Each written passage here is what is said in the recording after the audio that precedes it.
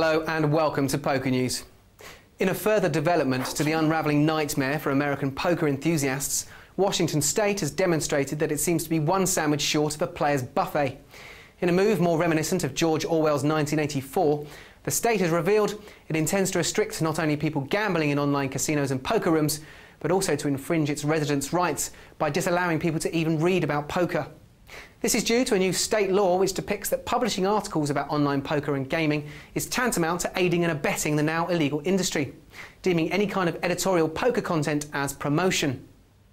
Perhaps then they should also be thinking of banning crime fiction novels, as they too could be seen as promoting illegal activities. Also, one has to ask, have they recently looked at the threatening and possibly illegal children's game of Cops and Robbers? Maybe now children will only be allowed to play the new government-endorsed game called Cops and Law-Abiding Citizens.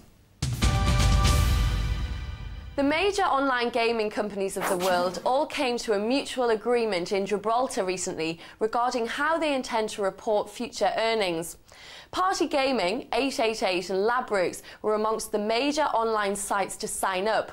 After numerous hours of talks, all attending online companies agreed that they will now produce a standardised report which will enable a universal understanding of key performance indicators. Factors to be taken into consideration will include cost per player and real money sign-up takings, allowing a direct comparison to be provided across the field. Through measures like these, a more thorough understanding of the industry will be accessible in the future about who's playing and for how much. Not only will the information be valuable within the industry when evaluating where and how customers are spending their money, it will also be crucial to the ongoing health of the industry and shows that these companies feel they have nothing to hide from each other or their players. This week, perhaps the only event worth mentioning is the WSOP main event. The first 2,000 players will begin at 12 p.m. on Friday the 28th of July. They'll be whittled down to 800 players to become Group A. The next 2,000 players will begin on Saturday the 29th of July at 12 p.m. and again will be whittled down to 800.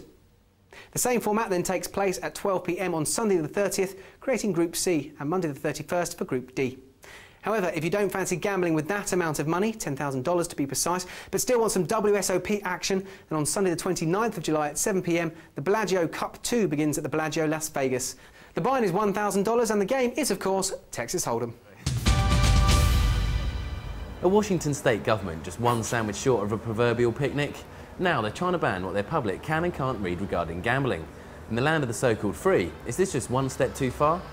It's proven through history, if you ban something, people just want to find out about it more through other ways and not necessarily the correct way. I mean, let's not forget gambling's an addiction. Well, it's some form of addiction, it isn't a form of entertainment, but when you see people day in, day out, you know, putting money into fruit machines and playing at poker tables and dropping thousands and thousands of dollars and pounds, then, you know, it's a problem. I never heard of that one, but yeah, that sounds a bit ridiculous and I don't agree with it at all. They should be able to have the freedom to read what they want. I don't see the problem with reading about poker or gambling or anything, no. Oh, absolutely, yes. I mean, everywhere else people can read about gambling, why not Washington State? America's very different from this country. It's got different people. You have to look at Utah, it's Mormon population. Seattle's a very countryside place. It's not a big city like the West Coast, like on sides California, or like the liberal East Coast and like democratic areas of New York. So you have to accept that it's their lifestyle there. It's different from the rest of the world. So you can't really denounce it. There's the beliefs they have. And finally, poker, it seems, is getting sexier by the second. And now Playboy have jumped on the bandwagon with Playboy's Women of Poker, coming soon to a small screen near you, if you happen to be in America.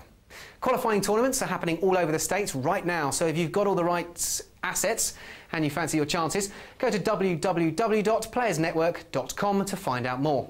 And fear not, Poker News will be covering that event in full. Oh yes. That's all from me. I'll see you next time.